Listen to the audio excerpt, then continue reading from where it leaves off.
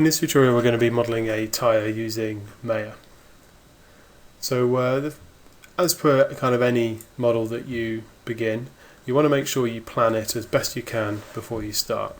This will undoubtedly save you time in the long run and enable you to get the kind of best result. So the first thing you want to do when modelling a tyre is first of all figure out the kind of tyre it is you want to make. Obviously there's millions of different types of tyres for all kind of different kind of manner of vehicles. So for this project you're kind of aiming for a post-apocalyptic vehicle, so you might want to be thinking about what's the best kind of tyre for that kind of terrain. So it'd probably be quite bumpy terrain, the roads will be a bit knackered, you might even need to go off-road at some point. So you want to be looking for a kind of, maybe a kind of tough tyre with quite a lot of grip basically, so probably avoiding any kind of flat, like even something strong like that might make sense. So once you pick the kind of wheel you want to make, you'll want to kind of figure out a cross section of the tread. By cross section I just mean one part of the tread that can be repeated to make up the entire area of the tyre. So for instance on this we can see that we just come along here, then down here, like so. So that area there is what actually makes up the tread. And likewise on this one we can see that as we come around here, this is one part of the tread. So all we're going to do is make this one part and then duplicate that round to make the entire tyre. So another thing to consider when you're making your wheels is what will you actually do with this? Are you going to use this to make a normal map, or are you actually going to model the tread in? And that kind of depends on the wheel that you're, the tyre that you're making. So maybe something like this in here, it would be far too much to model in each aspect of this for the actual in-game asset. You'd probably do these deep ridges here, but the rest of it would be normal map. So it means you will still need to model it. I suppose you could probably do some of this in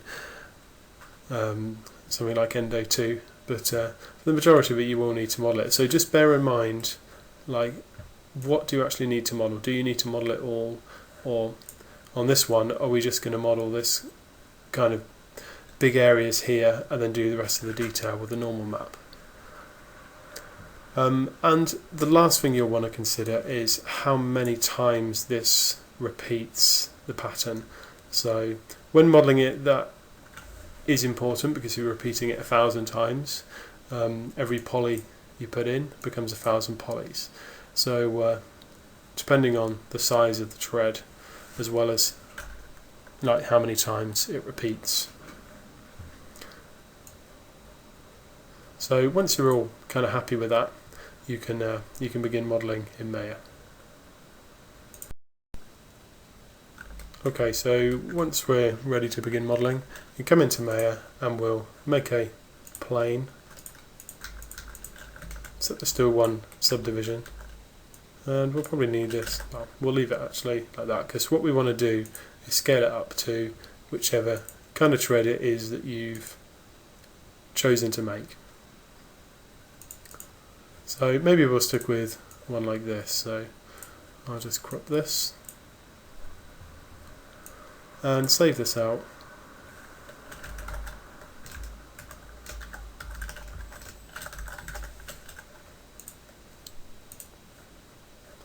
And what we want to do is make sure we know the dimensions, so it's 139 by 500.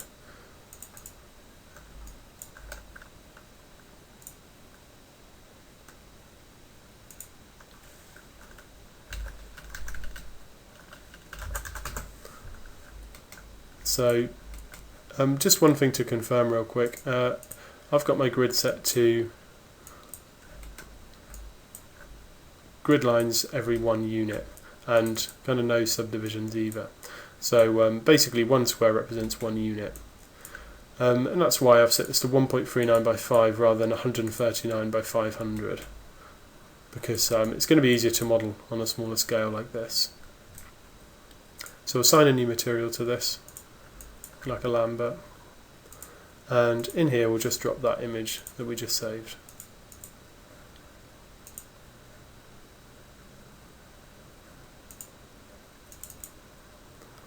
And make that visible with that button there.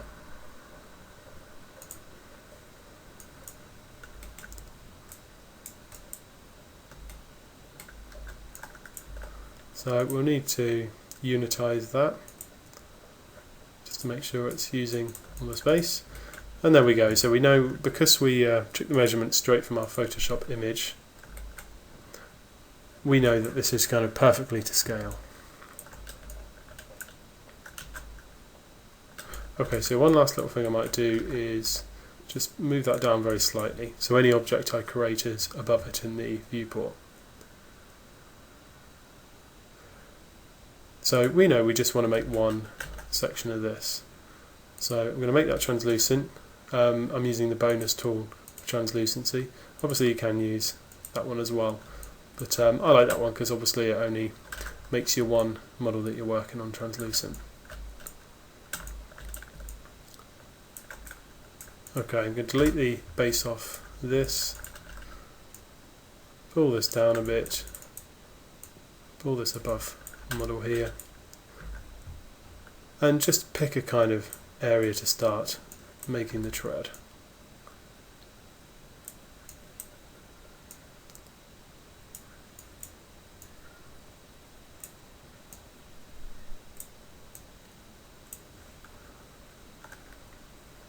Now obviously this shape is the same as this one here, so I will mirror that one over eventually. Because it's in the, I might as well just do that now to be fair.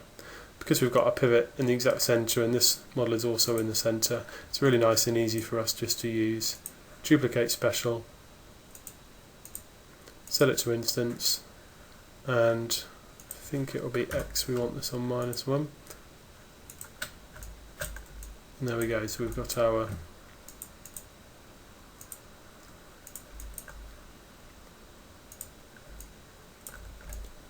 model kind of nicely instanced.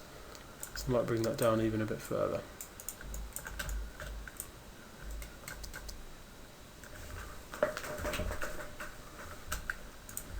Okay, so this time probably just do the same on this one. I'll just clone this model though with Control D. Press F11 to go into face mode, select all the faces and just move this out.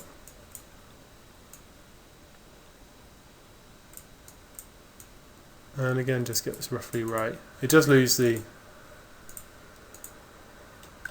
translucency. Sometimes the script doesn't work when you click it, so just try clicking it again, and you'll get that back. Remember that is in the bonus tools though, rather than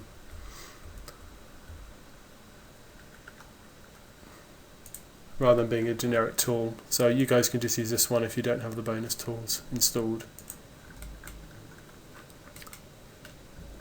So again, we'll clone that again, F11 to go into face mode, select all the faces and just move them out, and just rotate this around.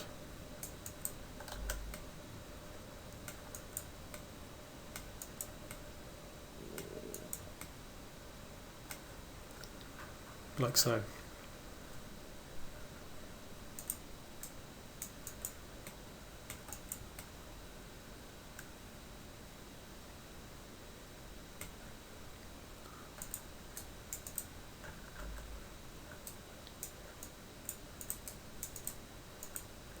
So we can see that one's a little bit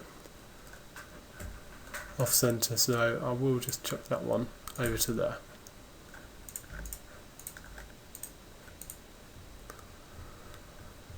Okay, so we've got the rough kind of shape in place. Let's just check that they're all on the same plane. So the next thing we'll want to do is, and on this model as well by the way, just select the model, hold shift, right click, polygon display, and just do toggle backface culling so we can see underneath our underneath our model.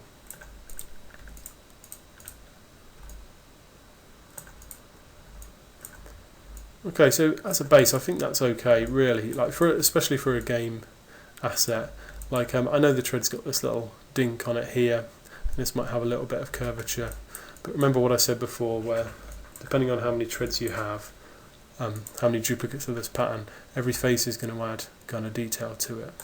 So let's just combine these together, and we'll see if we think it's okay to have that little detail in there. Okay, so we're going to want to connect this one to this one to this one. That's easy enough to do initially if we just select these two edges, right click and go to bridge, and do the same on this side. For this one we're going to need to use insert edge loop tool and add another loop in there so that we can bridge those together like so. What that does do is give us another couple of vertices to control, so we could get a bit more control over this shape. You know, just add a bit of curvature to it depending on what you think is right.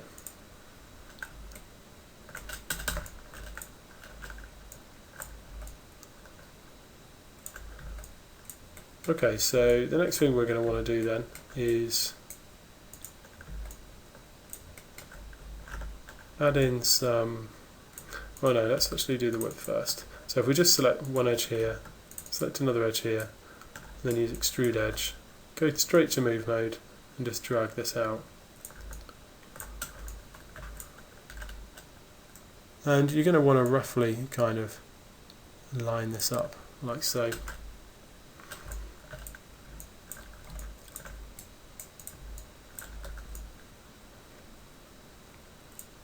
Now, normal maps don't tend to behave very well when you've got 90-degree angles, so what I might do is just bring each one of these areas in a bit, like that. And also they might be a little bit higher right now, so let's pull those down as well.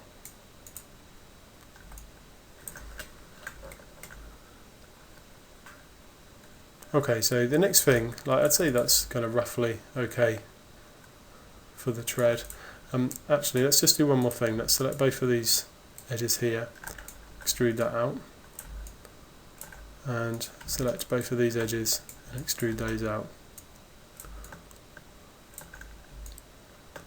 And then obviously that's going to kind of curve down depending on the tyre. Like you might even find that if you select both of these and pull these down and do the same on this side as well. So we're starting to already get a bit of bend in that tyre.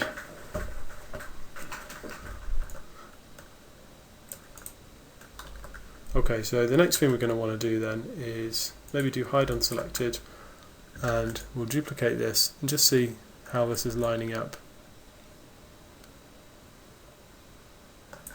Because what we want to make sure is that each of these vertices connects onto the corresponding vertex of this shape.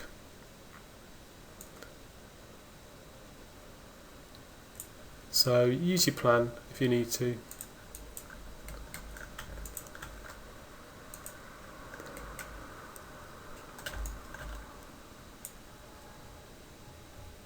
I don't know why my top view keeps hide the cameras, and we'll turn off the grid as well.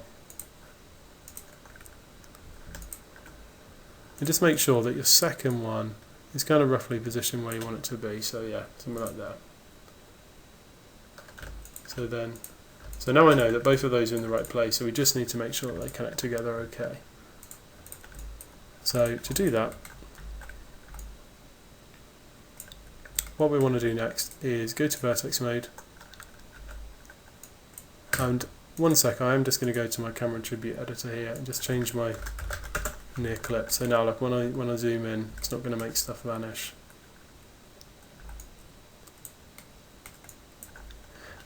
So select a vert and then we just snap it with V onto its corresponding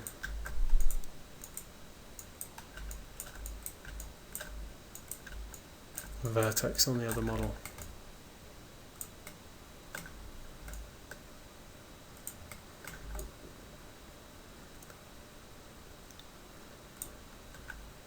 So obviously I've got a small issue here, but let's just get everything else resolved first. I mean, you can do something like just snap that to there.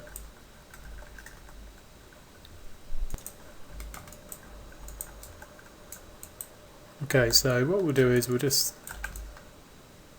snap that vert onto there. We'll snap that vert to there. And we'll snap that vert to there.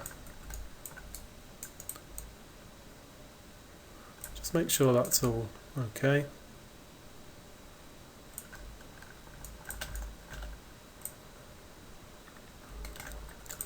And then one thing I may do real quick on this is just tweak this from the top view to get that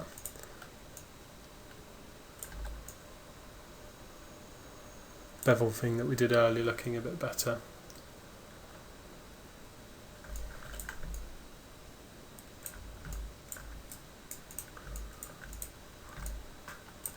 Okay, so we can delete that one out because that one isn't the same as our other one. But now we know that that one will snap perfectly to its to the next one, and we can just prove that by just holding D, pressing V, snapping that to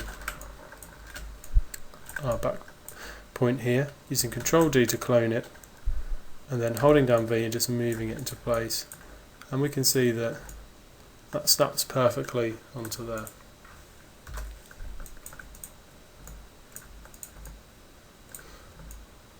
Okay, so the next thing that we want to do then is, first of all, let's save this. It can be useful at this stage to actually kind of unwrap this, just in case. I mean, I can find it quite useful at times. So to be fair, because this is just a kind of flat thing, we just go to our top view, create UVs. You can just do create UVs based on camera here. And we need to select our model first. And if we just go to our UV editor, go to scale, and just scale this down. I mean, what you can do as well is just select the faces and scale those in a little bit, just to give a bit of extra UV space to those bits. But other than that, that's not too bad. So yeah, we'll leave that as is.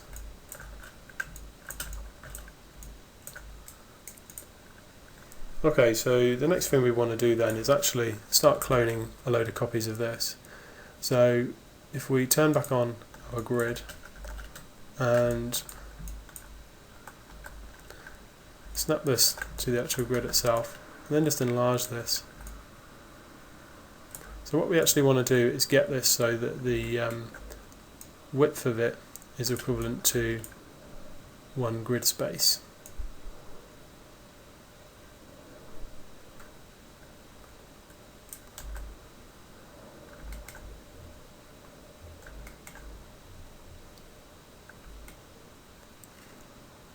So what I'm looking at here is we're already snapped to that point there, and we want this point here to be snapped directly onto the grid.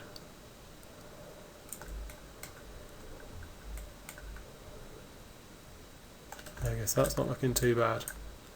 So we can now do a test on this. The reason why we want it to snap to the grid is because we're going to clone this one grid unit along. So if we go to Edit, Duplicate Special, make sure we're set to Instance, remove all the scale, and you can see we want to go along the Z axis here, so set this to 1 and hit Apply, and just quickly check that to make sure that's okay. You can obviously turn on your wireframe, that button there, and there we go, that's looking pretty good. So we could undo that, and if you know how many tyre treads you need, in this case I'm going to say another 29, so that means you have a total of 30, and hit apply and hit close, and there's our completed set of tyre treads. It's at this point now as well where you can start to judge this a little bit better, as in how like this kind of bevel and stuff like that should go. So what I might do at this stage is select these sides and just extrude those down a little bit. Bear in mind, you should I'm working on one of the middle ones there, but Maya doesn't really like that. Maya prefers it when you're working on the original kind of copy. So that's what I'm going to do. I'm going to select the original copy and carry on from there.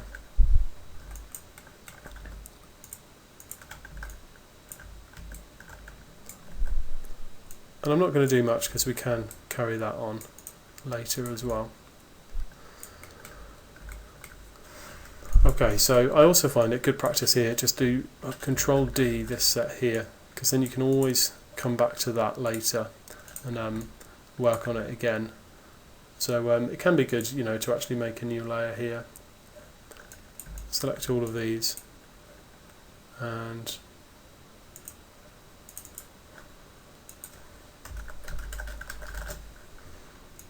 just save those in there. You can make them invisible. We'll make another new layer for all the other stuff. Okay, so with all these made, what we want to do is combine these together. So that's normally obviously in Mesh Combine. So yeah, just use Combine on that model. Then right click and go to Vertex Mode. Select all the verts, hold Shift right click, merge vertices, and merge vertices, and make sure your threshold is low enough and high enough for that to work okay. So that should all be stuck together. You can check that either by just selecting a vert and just like pulling that around, making sure it's welded, or you can use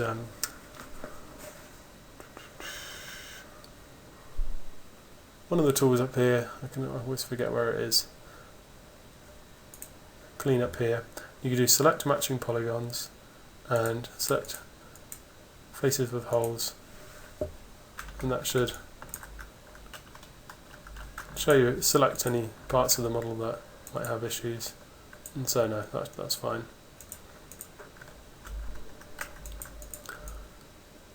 Okay, so our model is all welded together and ready to go. So the next thing to do is to go to deformation and select the Nonlinear Bend, and straight away we can see it's trying to bend up there, so we want to rotate this 90 degrees. Maybe you can check your rotation down there and obviously check your rotation here so we can see that's fine. So if we go into our bend options and just try setting the curvature to about like 170, and we can still see our bend isn't quite right, so again manually either rotate this 90 degrees or type it in up here. And now what we want to do is just tweak this until it's kind of sticking together.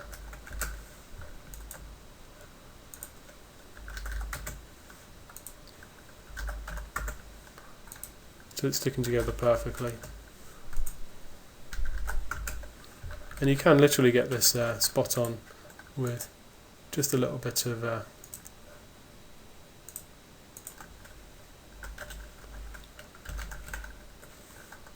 tweaking.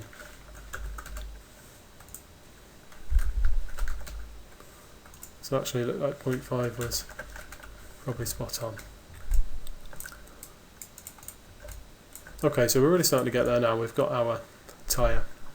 One little thing actually that I didn't do was if we just come into our unwrapping,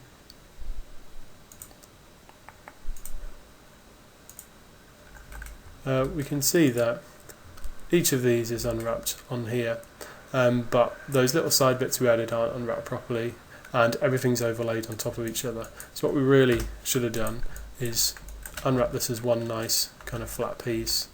So create UVs, planar mapping, y-axis, apply, jump into our UVs here, and we can see that's done a pretty good job. So we might want to select the row of edges around here and just pull that out, and do the same on the row of edges here.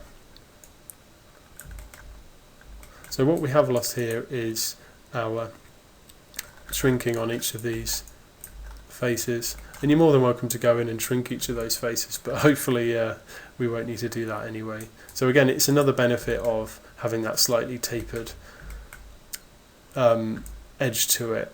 So because it's not completely 90 degrees, we've actually got some UV space on each of those already. So again, that's another useful thing. So doing this early, like at this stage, and then doing our bend after that is obviously much quicker than it would be if we try to unwrap it later. So I think it's 186.5. And obviously this stage is already a bit quicker because we remember what our numbers were from before. Okay, so that's kind of modelling the basic tyre. We've still got a few more things to do though. First of all, we want to delete the history off this model to get rid of the bend and centre the pivot. And the next thing we want to do is freeze transforms on this as well. So we'll show our grid again and snap this model to the centre of the grid. And the last thing we'll want to do is weld the bottom edge down here, because that's not going to be welded together. Okay, so how can we see which exact one it is? Well, if we go to display, polygons, and then do border edges, you can see that a thicker green line, or when you deselect it, the thicker blue line, that's the area where those vertices are not welded. So if we just select all the verts around there and do merge vertices, you'll see that has now disappeared. Okay, so now we've got everything welded. Because our model was perfectly matched kind of 360 degrees, it'll also rotate nicely, and it's always worth checking that it does. And the really hacky way of doing this is actually just to make a box model at the top and make a box model at the bottom, and just select the model and just rotate. And I'll just show you what I mean by this. So look, if I say move the pivot just a tiny bit up to there, when I rotate it, you see the way the wheel is now not straight, so it's only a tiny little bit out and it will do that. And obviously for animation it needs to be perfect.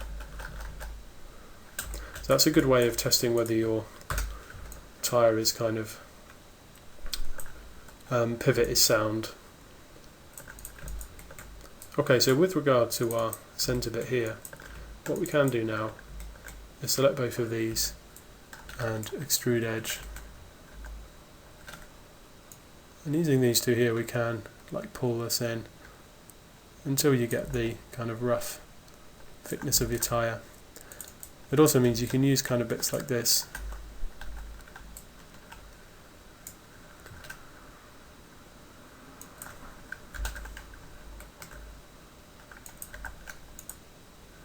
and bevel those in.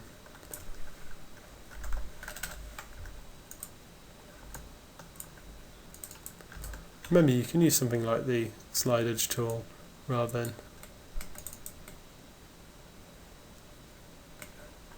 tweaking the bevel. And on this I might just put in an indent. So obviously I've got my settings of my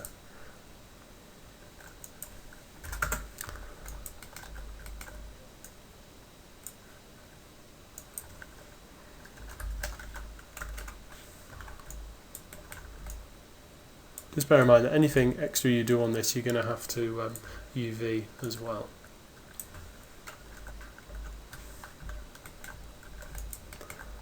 So something like an indent like this would probably be better off on the normal map. And bear in mind, you might want to do it on both sides, but you might be able to get away with only doing it on one side. Okay, so just to show you how to unwrap that last bit, if we select one face, then double click on the next face along while holding shift, hold shift and press full stop, and again and again and again to grow the selection. It's up to you where you end this. You could end it here, or you could even go one further up to there. It's kind of up to you what you do with that. In this case, I think I will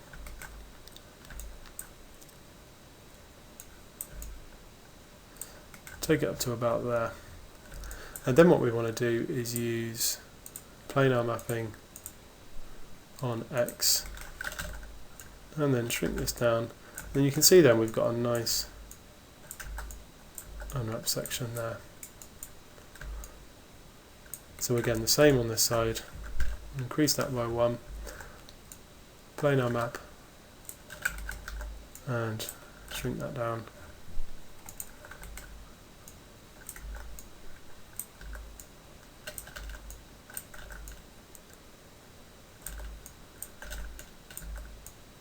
To something like that. And there we go, we've got a nicely unwrapped tyre, which is perfect for animation and all welded together.